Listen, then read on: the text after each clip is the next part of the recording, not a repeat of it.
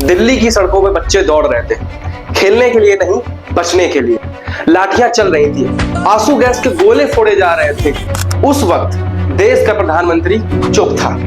ये कोई फिल्म नहीं, ये 20 जुलाई 2026 की दिल्ली है। जंतर मंतर दिल्ली का वो कोना जहां दशकों से देश की आवाजें इकट्ठा होती रही हैं। किसान यहाँ आए, पहलवान यहाँ आए, अब वो स्टूडेंट्स आए हैं जिनका सपना था एक अच्छी नौकरी, एक सफल परीक्षा और एक निष्पक्ष मौका। मई 2026 में एक मजाक से शुरू हुआ आंदोलन कांग्रेस जनता पार्टी आज एक जन आंदोलन बन चुका है। नाम भले ही हल्का फुल्का हो, लेकिन दर्द बिल्कुल सच्चा है। नीट के पेपर में गड़बड़ी, पेपर लीक का आरोप और उन 22 बच्चों की मौतें जिन्होंने सालों मेहनत के बाद टूटकर खुद को खत्म कर लिया। ये सिर्फ आंकड़े नहीं, ये किसी माँ के गोद का सोनापन। 28 जून को लद्दाख के जाने माने कार्यकर्ता सोनम वांगचुक हंगर स्ट्राइक पर बैठ गए। मांग सीधी थी, केंद्रीय एजुकेशन मिनिस्टर धर्मेंद्र प्रधान का रिजाइन, एजुकेशन रिफॉर्म और नीट के एग्जाम में जान गंवाने वाले बच्चों के लिए न्याय।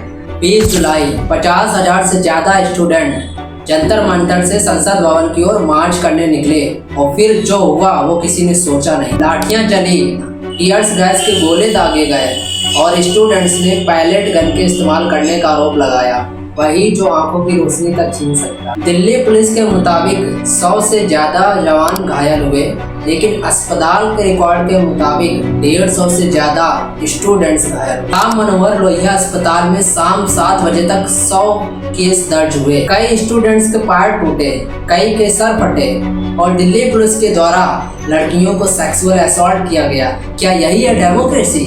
क्या यही है आजाद घूमना? क्या दिल्ली में लड़कियां सेफ है? सवाल ये नहीं कि लाठी क्यों चली, सवाल ये है जब देश के बच्चे सड़कों पर पिट रहे थे तो देश का मुखिया चुप क्यों था? विपक्ष ने संसद में इस पर बहस की मांग की। राहुल गांधी का कहना है प्रधानमंत्री नरेंद्र मोदी अब तक के सबसे ज्यादा युवा विरोधी प्रधानमंत्री साबित हो रहे हैं, लेकिन सरकार की तरफ से खामोशी। स्टूडेंट का सवाल गूंजता रहा। हमने सिर्फ इतना पूछा था कि हमारा भविष्य क्यों बर्बाद हुआ।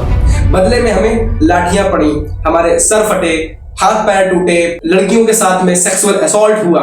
लेकिन इसी अंधेरे में एक रोशनी दिखी। जहां मंदिरों ने अपने दरवाजे बंद कर दिए, वहीं गुरुद्वारा बंगला साहिब ने अपने दरवाजे खोल दिए। घायल स्टूडेंट्स के लिए, फंसे हुए राहगीरों के लिए जब सत्ता ने अपनी पीठ फेरी, तब वहीं पर इंसानियत ने पनाह दी। ये स्टोरी सिर्फ जंतर मंतर की नहीं है, ये सवाल उस हर माँ बाप का है जिसने अपने बच्चों को उज्जवल भविष्य का सपना दिखाया था। जब तक जवाब नहीं मिलेगा हम पूछते रहेंगे। आप कमेंट में लिखिए, चुप्पी किसकी जिम्मेदारी।